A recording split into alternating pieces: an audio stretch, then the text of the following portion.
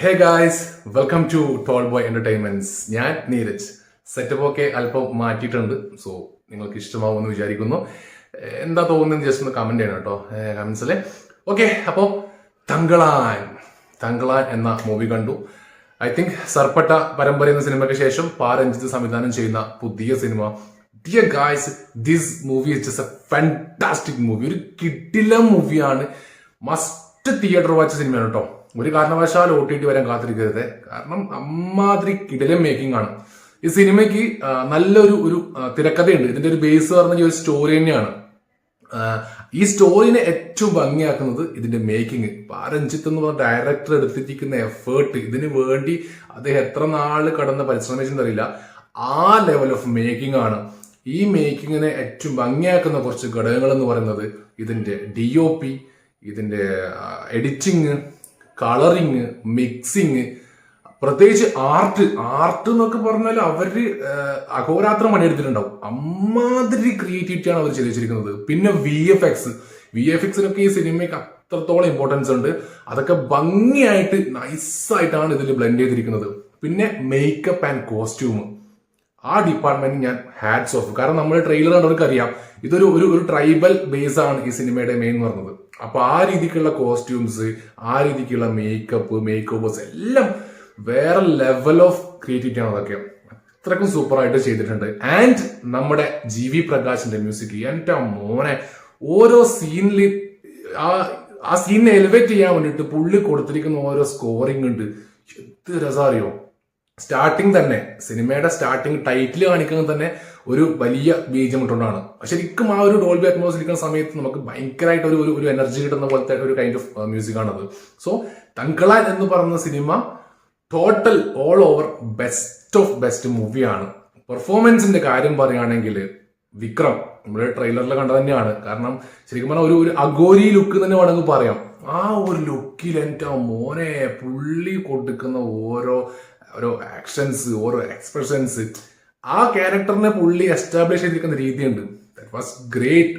ഒരു രക്ഷയില്ല. കാരണം ത്രൂ ഔട്ട് ഒരു സ്ഥലത്ത് പോലും നമ്മൾ സ്ഥിരം കാണുന്ന ഒരു വിക്രത്തിന്റെ സ്റ്റൈൽ ഇല്ലാണ്ട് ത്രൂ ഔട്ട് ആ ഒരു ക്യാരക്ടറിനെ പുള്ളി കറക്റ്റായിട്ട് ആ ഒരു ലെങ്ത്തിൽ തന്നെ, ആ ഒരു വേവിൽ തന്നെ കൊണ്ടുപോയിട്ടുണ്ട് ഫുള്ളായിട്ട്. ഈ ഒരു ക്യാരക്ടറിന്റെ 2-3 ഫിഗേഴ്സ് ഉണ്ട്. ആ ഓരോ ഫിഗറും നമുക്ക് സെയിം തോന്നിക്കാത്ത രീതിയിൽ ഡിഫറെന്റ് ആയിട്ട് തന്നെ പുള്ളി ക്ലിയർ ആയിട്ട് കൊണ്ടുപോയിട്ടുണ്ട്. പിന്നെ നമ്മുടെ പാർവതി തിരുവോത്ത് പറയണ്ടല്ലോ, കിട്ടിക്കഴിഞ്ഞാൽ ഒരു ക്യാരക്ടർ 30 ഭംഗിയാക്കും.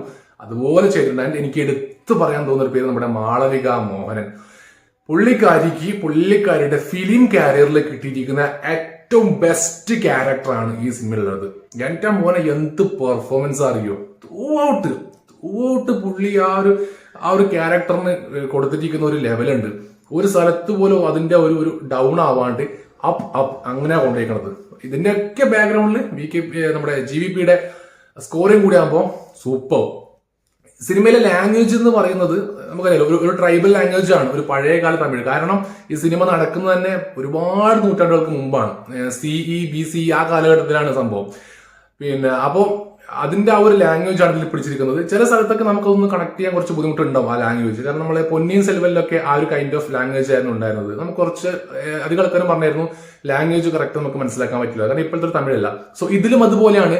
എന്നാലും ഒരു 70% ഒക്കെ നമുക്ക് സംഭവം മനസ്സിലാവും.